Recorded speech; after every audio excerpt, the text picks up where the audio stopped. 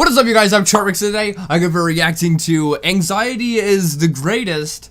JK, it can go jump off a microwave. Now, this is by Jaiden Animations. I love Jaiden Animations, and I can probably relate a lot with this. And I've said this before, but I think Jaiden and I could be like, you know, twins in the sense that we're so similar. Like, I have such bad anxiety. I mean, insane amounts. I've developed some slight problems from it, shall we say. But hopefully this is gonna be quite I don't know, funny?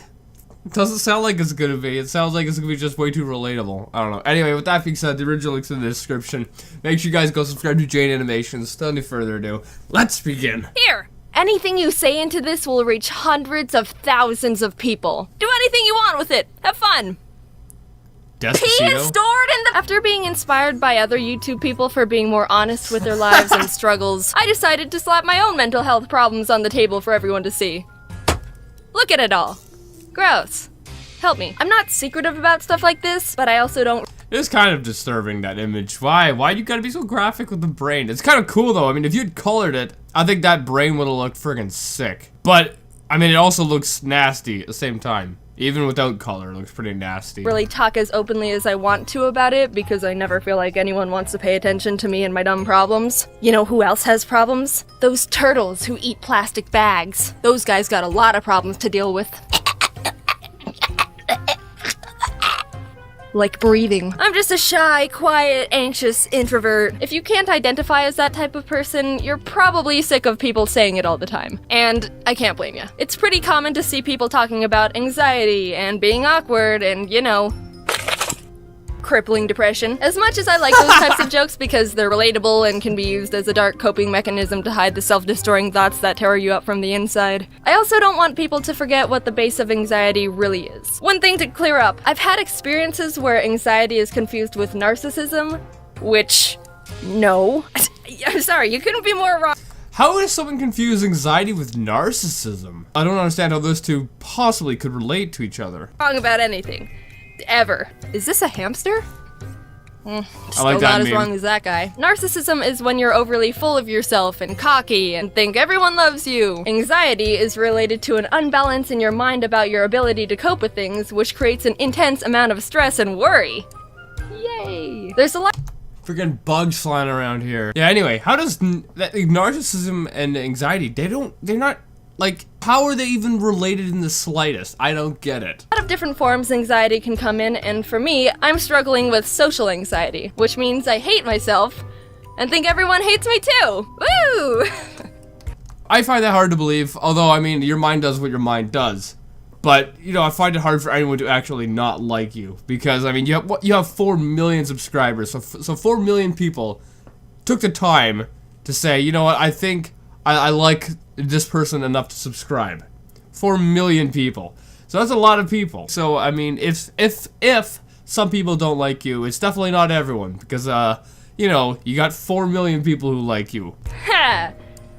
There's an old Greek myth about this dude Narcissus who falls in love with his own reflection I've heard of and this dies story. alone staring at it. If he had a brother social anxietus, that guy would probably have a panic attack at the thought of people looking at him, internally die at the sight of his reflection, and then blame himself for dying. I've seen people— Yeah, I have that. I hate people looking at me.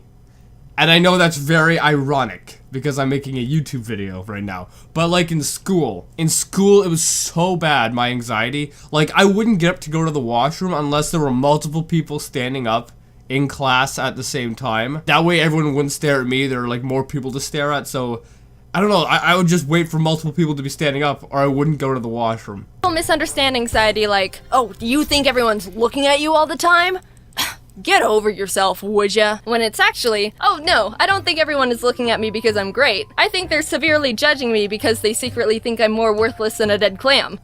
That was like the same with me when I was in school. When people look at me, I'm not thinking, oh, they think I'm great or anything. It's that I didn't want them judging me. Because, you know, way back in school, I had bad acne. I mean, I still have bad acne, but not as bad as it was. And, like, I just hated the thought of people looking at me. Even though I have no proof that's what they're thinking, and they've treated me very nicely ever since I met them, I just have a hunch. Not many things bothered me as a kid. When you're like 7, the biggest things going on in your universe are staying up past 10 p.m. and trying to convince your parents to buy you mechanical pencils. Even though I was blissfully oblivious to a lot of things, I still subconsciously knew there was something different. This weird nervousness followed me everywhere. It wasn't intense 24/7, but for example, say when I had to go to the bathroom, I would feel like people were watching me through the cracks in the doors and little marks in the ceiling, like eyes were always on me. Even though I was old enough to know that— To be fair, I kind of feel that way now. Not as if people are actually looking at me, but I'm always paranoid when I go to like a public washroom with spy cameras, because I know creepy people can put them in toilets and that, and then they get the videos of, you know, people's private parts and that, so I'm paranoid. That's why I don't leave the house. This is why I don't leave the house. That wasn't realistic at all. The feeling doesn't just go away, which is almost worse because then you feel like you're going crazy in your own head. But at the time, I just thought everyone had paranoid thoughts. You're saying you don't ever worry that everyone on the bus hates you because your backpack is too blue? Huh. Weird. Pass me that red marker. The constant uneasiness never fully goes away, even though I wasn't really conscious of having it in the first place. Once in my senior year of high school, I was in my English class and we were all discussing something about how men and women are different and sexism and that fun topic. There were a lot of good points brought up and I wanted to contribute, so I raised my hand and almost immediately— Oh, that's a no. Oh, I couldn't do that. Because then people look at you when you raise your hand, especially if you get picked to answer. Everyone's gonna look at you, and that's like the last thing. I can't believe you did that. Started shaking. My palms were sweaty, knees weak, arms heavy, vomit on my sweater already, mom spaghetti, which— why? I'm consenting to participation here. No one's holding my hands up against my will. Why do I all of a sudden feel like I want to crawl into a ravine and eat rocks alone in the dark? What am I saying? Who am I? While trying to talk, I started shaking more and my throat closed up and my eyes were like, here, need some tears? Even though I chose to talk. Why am I like this? I don't understand. And one day, it just came to me, like a mailman slipped a piece of paper under my brain's doorstep. What's— oh, I have anxiety! I still don't feel any better about anything. Maybe a bit worse. Can I return this, please? When I went to college, I was like finally on my own, which meant I was thinking on my own. And I realized, wait a second, I'm not happy, and I hate myself. That's for me. Low self— That was cool. That was cool. Right there, that little bit of— I like that. Look at that. And I realized, wait a second, I'm not happy, and I hate myself. That's for me. Look at that. That was awesome. That was awesome. Oh, I love that. She's just talking like normal, and then her brain opens up, and the brain runs out. That's sick. Low self-esteem? Oh, and depression? Eating disorders? Alright, what company got a hold of my address? I don't want this junk mail. Take me off the list. Stop! And bada bing bada boom, the recipe was complete for a sadness cake. That's me.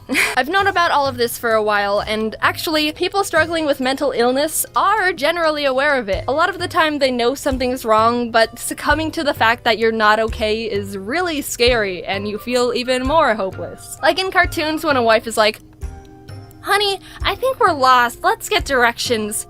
I don't need no directions. I know where I'm going. The kids are hungry, Ronald, and we should have been at the store 3 days ago. I've got it under control. Darling. I love that style of animating. You're right. We're lost.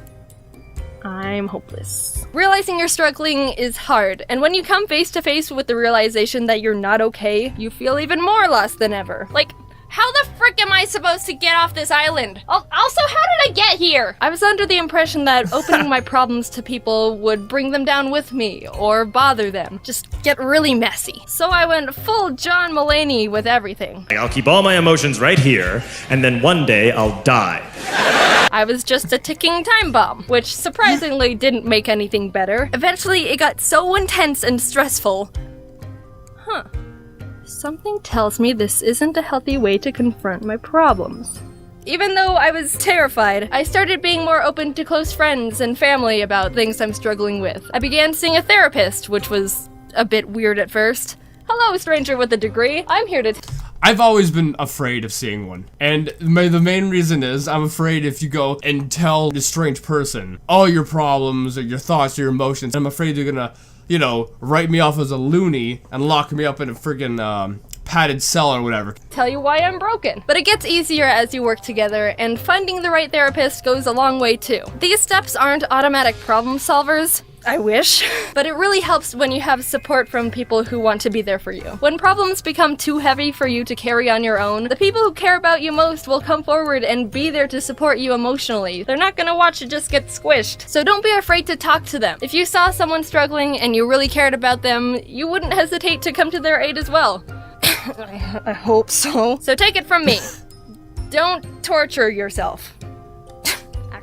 Actually, don't torture anything. Anyway, guys, I hope you liked this video. There's a lot in here I can relate with. I mean, a lot. I've suffered with a lot of the same stuff she has. And I held my tongue for a bunch of topics in this because, one, I don't know what you can say on this site anymore. I am so my paranoia just gets worse all the time because I know here you can't say certain things and you can't talk about certain subjects. So, I don't know what to say, what I'm allowed to say regarding any of these topics. But I have, you know, I've dealt with the same issues for the most part. And, you know, I have self-medicated for a large portion of my life with these. But anyway, I hope you guys liked this video. If you did, make sure you give it a thumbs up, possibly share with a friend. If you do, subscribe to the video. This is probably one of the more serious videos I've reacted to. But I think it is quite important of a subject or a topic. And I wish I could say more, but I don't know what I can say. Anyway, with that being said, I'll see you guys next time.